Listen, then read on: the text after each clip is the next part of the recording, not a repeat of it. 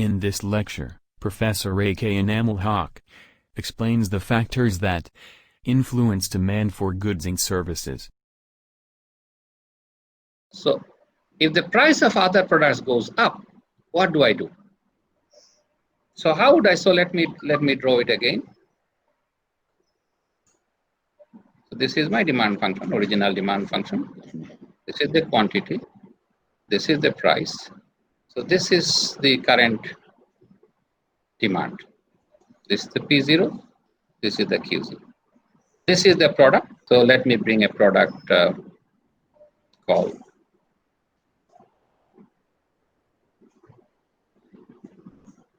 mobile calls. So remember, obviously, mobile calls are negatively related with price. If you raise the price, number of calls people make will go down. So that is perfect for, we all know it. So let's now look into this and say, this is the current demand. This is the price. Okay, whatever is the price rate, call rate. So let's assume a call rate for a moment. So let's just assume a call rate per minute is this. And if this is the price, people make this many calls. Okay. If now rice price goes up, so price of rice goes up, what will you do? What will happen to your number of phone calls? Not possible to reduce. So you will find out that some people will not reduce it. Is there anyone who is going to reduce it? So this is mobile call. So minutes of mobile calls. Okay, per day. So let's assume that this is the minutes of mobile call per day. And whereas in the market, rice price is going up. Should I be worried about it if I'm selling mobile services like Grameen? Think about it. Either I'm talking about Grameen or Robi. So whatever is my company or Banglalink.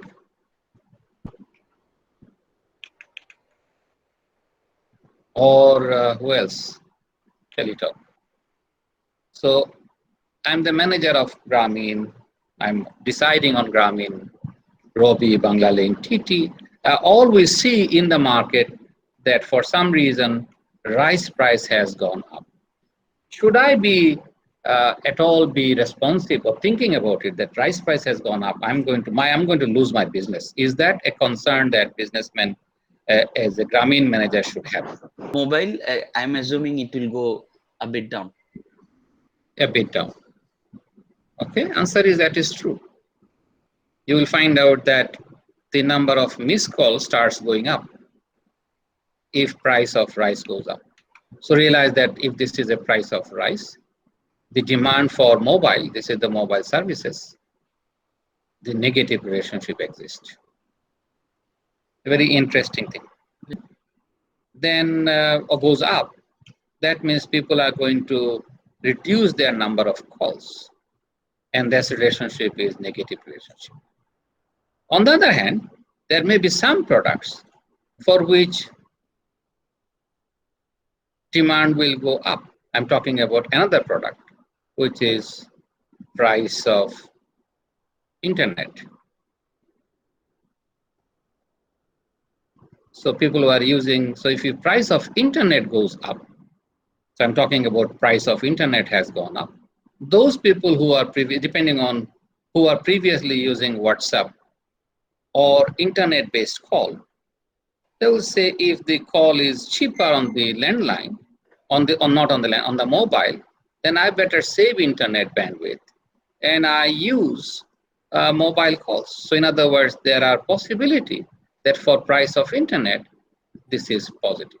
You know, what I find out that there are two different groups of products. For some products, it's a positive relationship. For some product, it's a negative relationship. So we have anything else that affects my demand?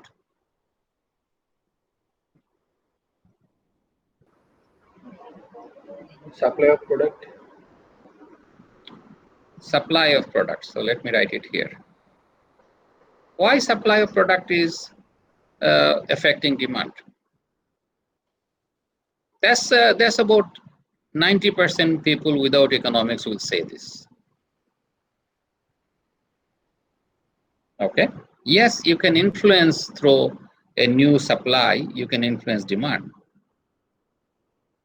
But that's obvious. But that's not during supply. That's an information. You provide information. And with information, not through the supply, it is through information, I say, oh, I need this product. Without this information, I may not have this product. I even do not need to know about it. So remember, it is the information. If I know there is a product that exists, and if you can provide this information, and that's what businessmen do, but you don't assume this is supply. It is through your advertisement, through your awareness campaign. So there are many campaigns they run. So remember this, for example, who is making this campaign on hand washing and Lifebuoy. So remember, Lifebuoy is doing something. You can realize that how marketing people work. So they provide information. So do not, and this is what the misconception. People think supply creates. Supply does not create it. You can supply many products. Nobody will be interested in it unless you provide the information. So it is not through the supply. And that's what I mentioned, that if you are not in good economic, if you are not an economist, you will always say supply created. The answer is no, it is not the supply. But anything else that affects your demand? So they now realize this is mostly marketing people take over this, right? Does your religion affect demand?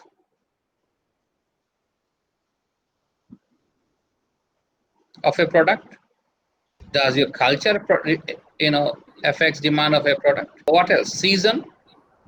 Affect demand? Perfect, sir. Yes, sir.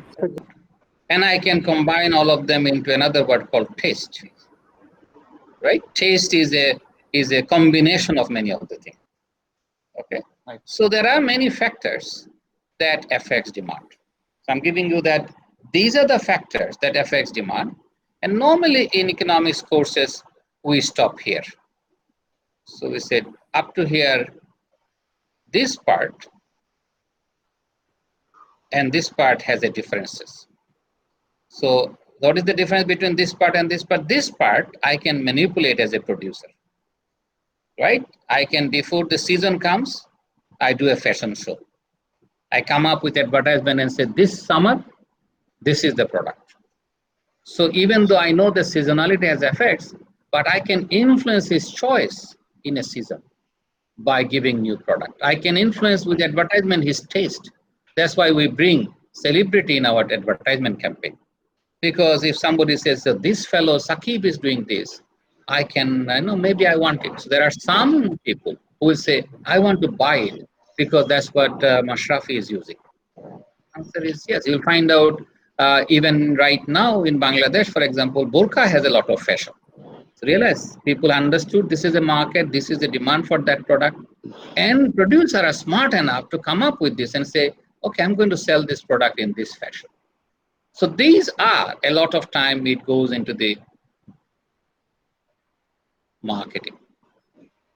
So marketing literature use these as a tool to influence demand. So remember how the marketing group works. The theory should be understood that the marketing literature use this in order to influence demand for a product.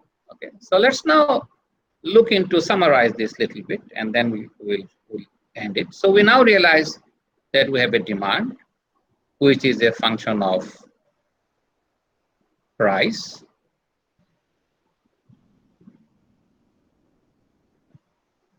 income,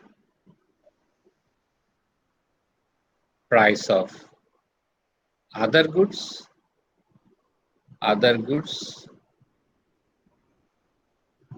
and many other things.